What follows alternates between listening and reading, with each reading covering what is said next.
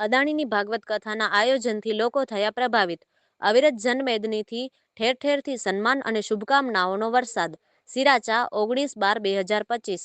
સિરાચા મધ્યે આવેલા શ્રી દાનેશ્વર મહાદેવ મંદિર ખાતે અદાણી પોર્ટ્સ દ્વારા આયોજિત શ્રીમદ ભાગવત સપ્તાહના કાર્યક્રમમાં આજે પણ વિવિધ ગામોમાંથી હજારોની સંખ્યામાં ભક્તો અને શ્રોતાઓ ઉમટી પડ્યા હતા. આજે સવારે 9 વાગ્યાથી કથા વક્તા પૂજ્ય શ્રી કશ્યપભાઈ જોશીએ શ્રીમદ ભાગવત સપ્તાહના પાઠનું વાંચન શરૂ કર્યું હતું. આજની કથામાં પૂજ્ય શ્રી કશ્યપભાઈ જોશીએ ભગવાન શ્રી કૃષ્ણની લીલાઓનું વર્ણન કર્યું હતું તેમજ પ્રભુ ભક્તિ અને પિતૃભક્તિનું મહત્વ સમજાવવામાં આવ્યું હતું કે પરિવારમાં પિતાનું સ્થાન અત્યંત મહત્વનું છે. પુત્ર કેટલો પણ મોટો થઈ જાય પરંતુ નિરાશાની પરિસ્થિતિમાં પિતાનો ટેકો હોય તો તે મનોબળ પૂરું પાડે છે. તેથી તીર્થસ્થાનો કરતાં પહેલા પોતાના વૃદ્ધ માતા પિતાની સેવા એ જ સૌથી મોટું તીર્થ છે.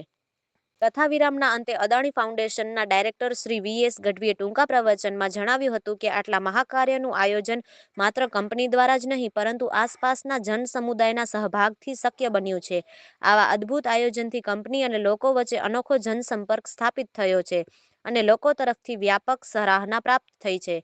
આ પ્રસંગે પધારેલ ગાંધીધામના ધારાસભ્ય શ્રીમતી માલતીબેન મહેશ્વરી, પશ્ચિમ કચ્છના પોલીસ અધિક્ષક શ્રી વિકાસ ઝુંડા, અદાણી ફાઉન્ડેશનના ડાયરેક્ટર શ્રી વી.એસ. ગઢવી, જાણીતા લોકગાયક શ્રી નિલેશભાઈ ગઢવી, મુન્દ્રા મામલતદાર શ્રી કે.એસ. ગોંદિયા, મુન્દ્રા તાલુકા વિકાસ અધિકારી Shri Anilbhai Trivedi, Mundra city police inspector Shri R J. Thummar, Shri Dilipdada Morjar, Dinesh Giriji Bapu Koteshwar, Surdasji Maharaj Virani, Mukuldasji Maharaj Bibar, Mahatma Shri Kalyaneshwar Mahadev સહિત સામાજિક રાજકીય વિવિધ સંગઠનોના પ્રતિનિધિઓ, ઔદ્યોગિક અગ્રણીઓ, ચૂંટાયેલા જનપ્રતિનિધિઓ, અધિકારીઓ તેમજ વિવિધ ગામોના આગેવાનો સહિત હજારો લોકો ઉપસ્થિત રહ્યા હતા.